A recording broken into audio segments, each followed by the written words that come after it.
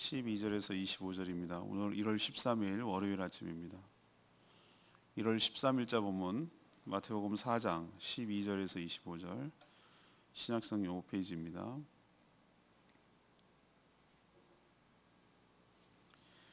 예수께서 요한이 잡혔음을 들으시고 갈릴리로 물러가셨다가 나사렛을 떠나 스불론과 납달리 지경 해변에 있는 가버나움에 가서 사시니 이는 선지자 이사야를 통하여 하신 말씀을 이루려 하심이라. 일렀으되 스불론 땅과 납달리 땅과 요단강 저편 해변길과 이방의 갈릴리요, 흑암에 앉은 백성이 큰 빛을 보았고 사망의 땅과 그늘에 앉은 자들에게 빛이 비치었도다 하였느니라.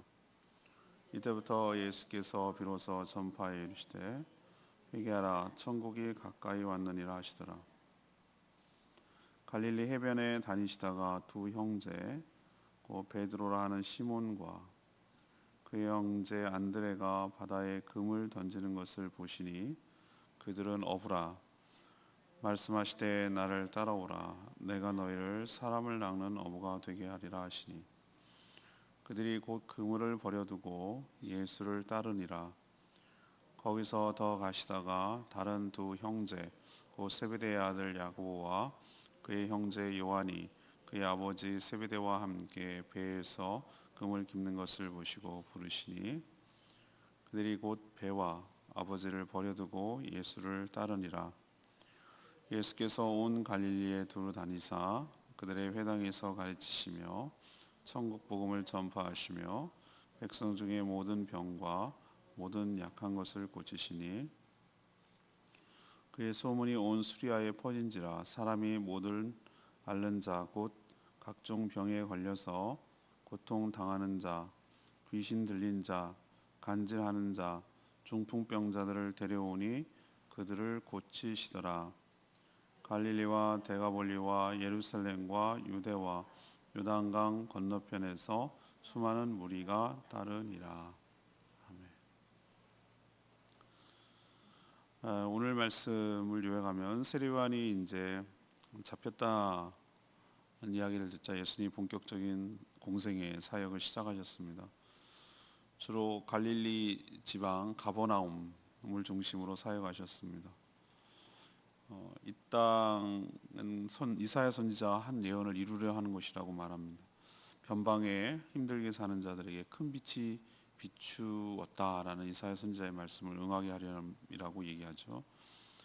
또 갈릴리 호숫가 해변을 다니시다가 시몬 안드레 형제 그리고 야고보와 요한 형제를 제자로 부르셨는데 아버지와 그물과 배를 버려두고 예수님을 따랐다고 말합니다. 예수님의 사역이 요약되어 있죠. 예수님이 두루 다니시면서 회당에서 가르치시고 복음을 전파하시고 약한 자들을 고쳐주신 이야기, 이것이 오늘 전체적인 스토리입니다. 그래서 오늘 질문은 예수님은 어떻게 사역하셨는가? 예수님은 어떻게 사역하셨는가? 이것이 오늘의 질문입니다. 먼저 12절에서 17절까지 말씀으로 사망의 땅에 사는 자들에게 큰 빛을 비추어 주셨습니다. 예수님은 나사렛에서 자랐죠. 그래서 나사렛 예수라고 부르는데 사역은 거기를 떠나서 멀지는 않지만 옛날로 치면 먼 거죠. 걸어가긴 좀. 가버나움 중심. 가버나움은 갈릴리 호수 북쪽에 있는 도시입니다. 가버나움을 중심으로 이사하셔서 거기를 중심으로 사역하셨습니다. 이 지역은 모두 나사렛이든 가버나움이든 다 갈릴리 지역으로 불립니다. 갈릴리 호수 북쪽에 있는 지역이기 때문에 그렇죠.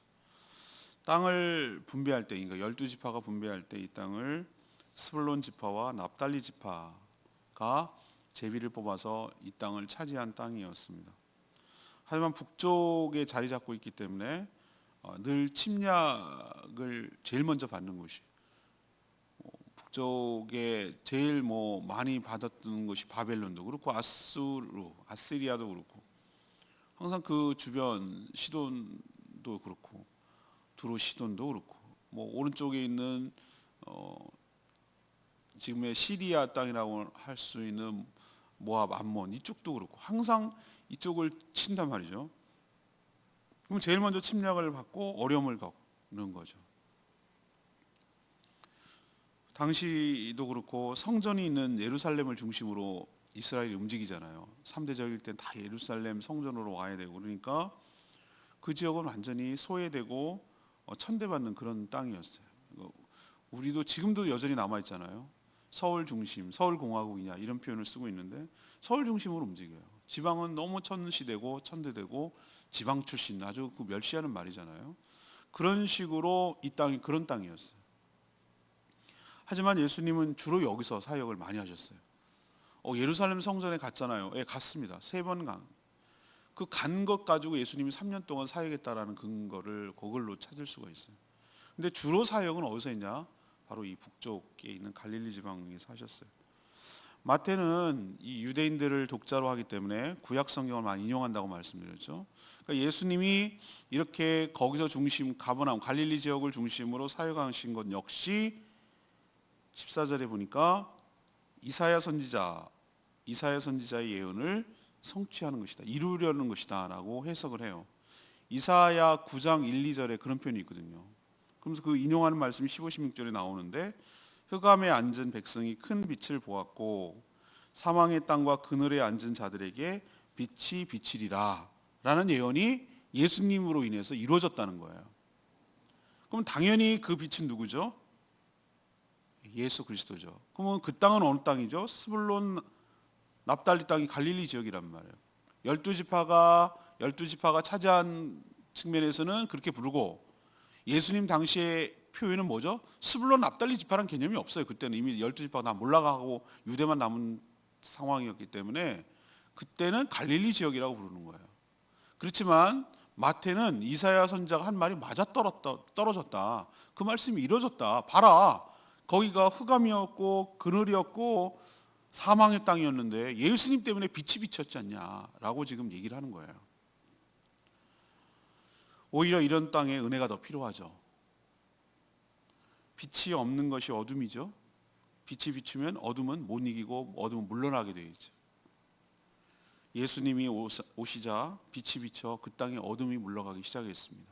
사단의 권세, 죄악의 권세 그것들이 떠나고 서광이 비쳐서 그 땅이 희망과 은혜가 넘치는 땅으로 바뀌게 된 줄로 믿습니다. 전 이 말씀을 준비하면서 전 제주가 자꾸 그런 마음이 드는 거예요. 얼마나 역사적으로 보면은 흑암의 땅이고 그늘의 땅이고 사망의 땅이었습니다. 4.3 사건 보면은 기가 막혀요. 매번 설명할 때마다 어쩌면 이런 일이 여기에 있나라는 생각이 들 정도로 흑암의 땅이었고 천대받고 멸시받고 소외되고 늘 이용당하고 수많은 사람들이 억울하게 죽고 이 땅이 그런 땅이었어요. 그런데 복음의 빛이 비치면 예수 그리스도께서 이 땅에 오시면 우리를 통하여 복음을 통하여 말씀을 통하여 이 땅에 오시면 이 땅에 빛이 비추고 큰 빛이 비추고 그 땅이 오히려 은혜 받는 땅 빛으로 인하여 어둠이 물러가는 땅 하나님의 은혜가 넘쳐나는 땅으로 바뀌게 될 줄로 믿습니다. 두 번째 이야기는 18절에서 22절까지 말씀인데요. 제자들을 부르셔서 사람 낚는 어부로 삼아 주셨습니다. 예수님의 전략은 분명합니다. 제자를 불러서 제자로 삼고 또 예수님의 분신처럼 훈련을 시켜서 이 제자들에게 자신의 사역을 맡겨서 자신이 하고자 하는 여러 가지 일들을 위임하는 거죠. 맡겨서 계속해서 작은 예수가 세계 곳곳에서 역사적으로 계속 세대가 흘러서 재생산이 일어나도록 하는 것이 예수님의 선교 전략이에요. 예수님은 그 첫 작업을 어디서 했습니까? 본인이 사역하시는 곳이죠. 갈릴리 해변, 가버나움을 중심으로 했으니까 걸을 정도의 거리죠. 해변을 다니시면서 어부로 살아가는 형제 시몬과 안드레, 그때는 베드로가 아니었어요. 이 본명이 시몬이에요. 시몬과 안드레는 형제예요, 형제. 그리고 또 다니시다가 야고보와 요한도 형제예요. 그렇게 4명을 먼저 제자로 부르셨어요. 그들은 지금까지 뭐하고 살던 사람이죠? 갈릴리 바다라고 말하는데 바다는 엄격하게 아니에요. 민물이기 때문에 호수라고 봐야 돼요. 큰 호수죠. 뭐 크긴 큰데 그걸 바다라고 말하기는 좀 그래요. 예. 그거보다 더 큰 민물 호수가 얼마나, 바이칼 호수 같은 경우는 얼마나 더 큰데요. 엄청나게 큰 호수들도 되게 많아요. 차팔로 호수도 꽤 커요. 제가 보니까 멕시코 왔을 때 어우 이거 엄청 큰데 막 이런 느낌을 받을 정도로 어마어마한 큰 호수더라고요. 거기가 그런 호수도 있으니까 이걸 옛날 사람들은 그냥 탁 한 물이 있으면 바다인 줄 아는데, 우리가 언어를 구분을 할 때 바다와 민물을, 호수를 구별을 하는 단어가 없으면 그냥 다 통칭 큰 물 고여 있으면 바다라고 표현했단 말이에요. 엄격하게 말하면 호수예요. 그 갈릴리 호숫가를 다니시면서 그 제자들 골랐는데, 제자들은 전부 다 그 갈릴리 호수에서 물고기를 잡아먹고 살았던 사람들이에요. 그런데 예수님은 그들의 삶을 획기적으로 바꾸는 말씀을 하시죠. 그게 19절에 있는 말씀이에요. 나를 따라오라. 내가 너희를 사람을 낚는 어부가 되게 하리라. 아, 이 말씀 정말 너무 귀한 말씀이에요. 사람을 낚는다. 우리도 뭐 낚였네 뭐 이런 표현을 쓰고 있는데, 낚는다는 표현을 천박하고 속된 표현이 아니에요. 여기서는 이 어부 출신이기 때문에 그렇게 적절하게 표현한 거고, 이 은유와 메타포가 너무 문학적으로도 멋있어요. 제가 보기에는 사람을 낚는다, 이것은 잡아먹기 위해서 끄집어낸다는 개념이 아니라 죄악과 사망과 흑암과 사단의 권세로부터 어떻게 하는 거죠? 해방시키는, 끄집어내는, 구원해내는, 건져내는, 살려내는, 거기 있으면 다 죽으니까 살려내는 그런 가치 있는 삶을 살게 하겠다라고 약속하시는 말씀이거든요. 사람을 낚는 어부로 내가 만들겠다. 저도 이 말씀 때문에 목회자가 됐는지도 몰라요. 아마 다른 일을 했겠죠. 뭘 먹고라도 살았겠죠. 그죠? 아마 교사를 했지 않았을지도 모르고 교수가 하고 싶었는지도 모르겠어요. 근데 뭐 했겠죠. 근데 물론 그것도 의미 있고 폄하하는 건 아니에요. 가치 있는 일입니다. 그런데 생명을 살리는 것, 사람을 낚는 것, 이것보다 더 가치 있는 일이 세상에 어디 있겠어요. 최고로 좀 가치 있는 일이라고 생각합니다. 생명을 살리는 것보다 더 가치 있는, 왜 의사를 존경하고 왜 의사가 참 대단한, 생명을 살리는, 육신도 살리는 것도 그렇게 대단한데 그 영혼을, 물론 내가 살리는 건 아니에요. 하나님이 주신 은혜로, 하나님이 주신 성령의 역사로 하는 거지만, 아무튼 통로로 쓰임 받는다는 거, 그거 얼마나 귀하고 값지고 의미 있는 인생이고 가치 있는 삶입니까? 예수님이 이렇게 불러서, 우리를 불러서, 평생 고기나 잡아먹고 살던 인생이었을지 모르는데 불러서 사람을 낚는 가치 있는 일을, 구원 역사에 동참시켜주는, 끼워주는, 붙여주는 그런 놀라운 은혜를 이 제자들에게 한 것처럼 저희들에게도 이런 은혜를 베풀어 주신 줄로 믿습니다. 예수님의 제자가 되어 예수님이 하시는 일에 동역하는 것 그 자체가 영광이고 축복이에요. 이 가치를 알아봤기 때문에 이 4명의 제자들은 뭘 버려뒀습니까? 모든 걸 버려뒀어요. 모든 걸 버려두고 예수님을 따랐어요. 레마의 말씀에도 얘기하겠지만 가치를 알아본 거예요. 이게 더 귀하다는 걸 안 거예요. 저는 은혜는 어떻게 오는 거라고 생각하는가? 가치를 알아보고 더 귀한 것을 선택할 줄 아는 분별력에서 은혜가 찾아올 줄로 믿습니다. 전 수많은 사람들을 많이 만나요. 그리고 그 기회가 있습니다. 교회에 여러 사람들이 많이 찾아와요. 내가 지난번에도 어떤 토요일 날인가 금요일 날 어떤 분이 왔어요. 선택하라고 그랬어요. 믿음은 선택하는 거라고. 난 선택을 당신 존중할 건데 하나님의 은혜는 선택을 통해서 오는 거라고. 붙잡아야 된다고. 그래야 하나님께서 은혜를 주신다고. 이들은 예수님의 제안에, 예수님의 부르심에 두말할 것도 없이 붙잡았어요. 다 버렸어요. 근데 사람이 희한하죠. 2개 동시에 못 잡아요. 그렇죠? 내가 이것을 붙잡기 위해서 갖고 있던 걸 뭐 해야 돼요? 내려놔야 돼요. 2가지를 동시에 할 수. 하나 움켜진 것을 내려놔야 새 것을 잡을 수가 있는 거예요. 더 가치 있는 것이라고 생각한 걸 내려놔야 가치 있는 것을 잡을 수가 있는 거예요. 우리도 주님이 부르심에 따라 사람을 낳는 어부로 살아가는 복된 인생 되기를 축복합니다. 마지막 3번째는 23절에서 25절까지 말씀인데 두루 다니시며 가르치고 전파하고 고쳐주셨습니다. 예수님이 어떻게 사역했는지를 지금 요약하는 것이 23절에서 25절까지 나오는데, 예수님은 자신이 찾아오기만을 앉아서 가만히 기다리고 있지 않으셨어요. 나중에는 막 소문이 나서 예수님이 어디 가기만 하면 막 사람들이 모여들었지만 예수님이 주로 다니셨죠, 그죠? 두루 다니셨다고 그랬어요. 두루 온 동네를 다니셨다고 그랬어요. 그러면 가는 곳마다 사람이 모여들었어요, 소문이 나서. 갈릴리 지역을 일단 두루 다니시면서 그 일대죠, 일대. 두루 그들의 필요를 채워주셨어요. 앞에서 말한 흑암에 어둠에 빛이 비춘다는 게 전 이걸 말하는 거예요. 빛이 비치는 거예요. 한 줄기 빛이 비춰지는 거예요. 세 가지 일을 하셨어요. 가르치고 전파하고 치유하셨어요. 먼저 주로 회당에서 그들을 가르치셨어요. 유대인들은 성전에 매번 갈 수 없잖아요. 차로 가도 그때는 힘들어요. 지금 당시 차로 그 저쪽 북쪽에서 이 남쪽의 예루살렘 성전까지 가려고도 꽤 가야 돼요. 강원도 충청 남북도 크기라고 그랬나? 이스라엘이 꽤 커요, 거기가. 그렇기 때문에 거기서 가려 그러면 쉽지 않아요. 차로 만약에 뭐 분명 제주도보다 크니까 우리도 움직이게, 그러면은 어떻게 할 거예요? 걸어서 갈 수는 없잖아요, 매번 주일마다. 또 안식일은 일할 수가 없는데 걸어가면 안 되는데, 그럼 어떻게 하겠냐? 절기 때는 예루살렘 가더라도 안식일이 되면 회당에 모였어요, 사람들이. 동네마다 회당이 있어요. 그럼 거기서 모여서 회당장이 성경, 두루마리 성경을 읽고 또 설교도 하고 뭐 이렇게 교육도 하고 뭐 이렇게 지냈단 말이에요.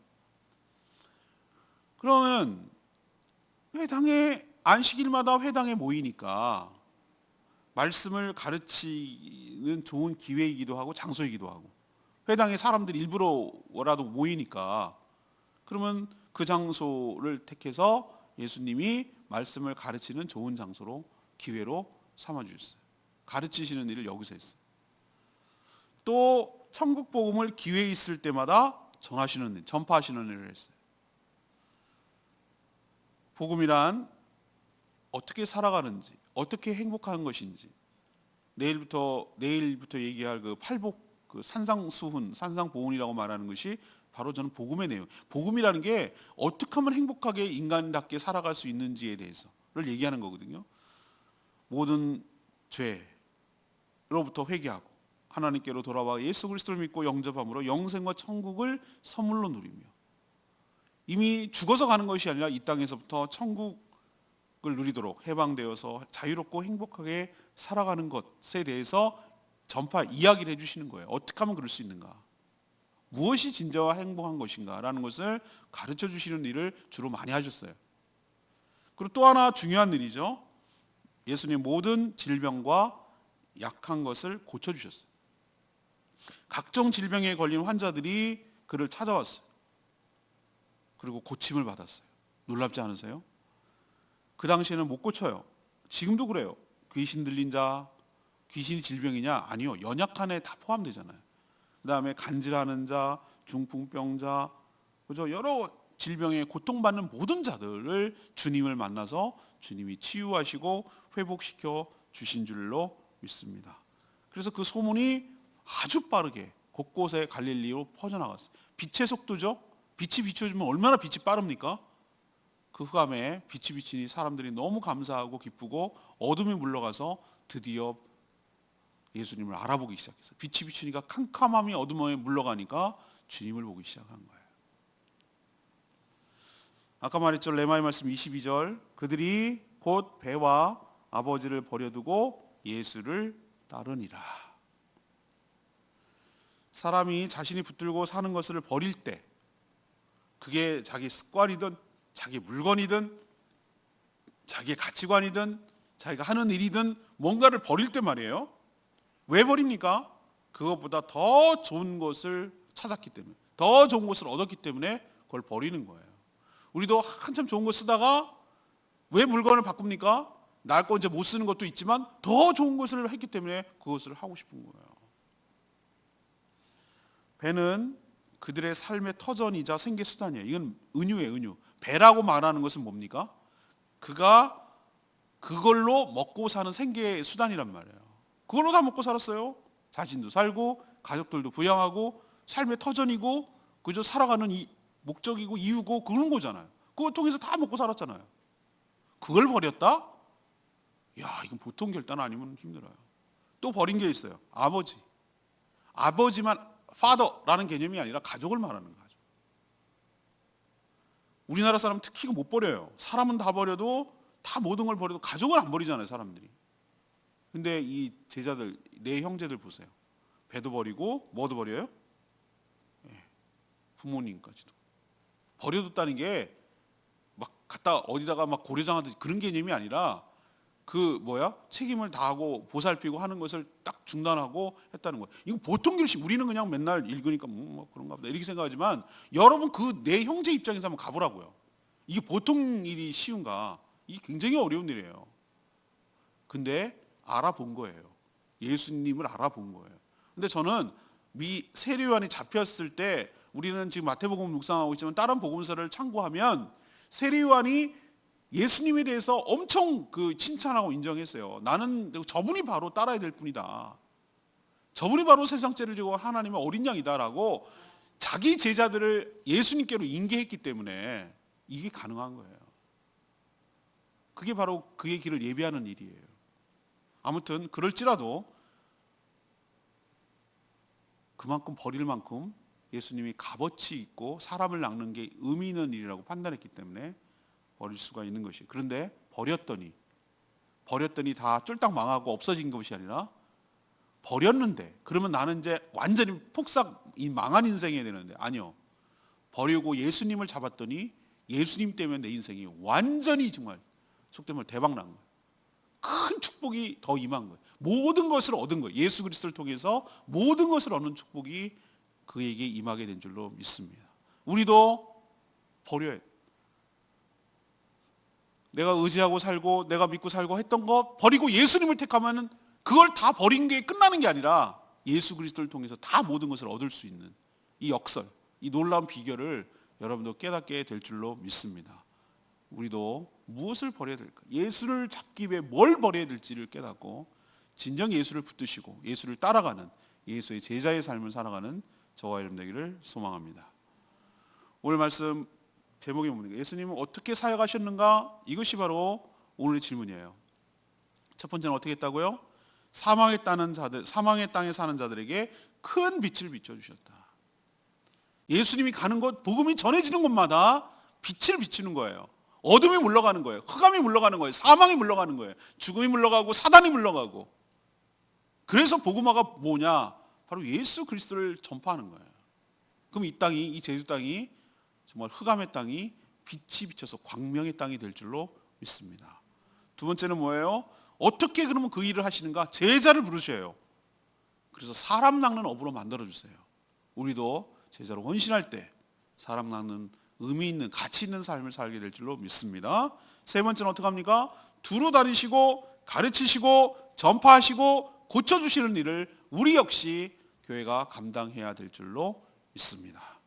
오늘 말씀 붙들고 기도하기 전에 720장 찬양 부르고 기도하겠습니다.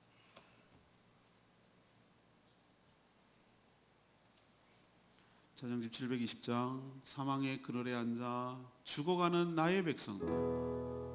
딱 오늘 말씀입니다.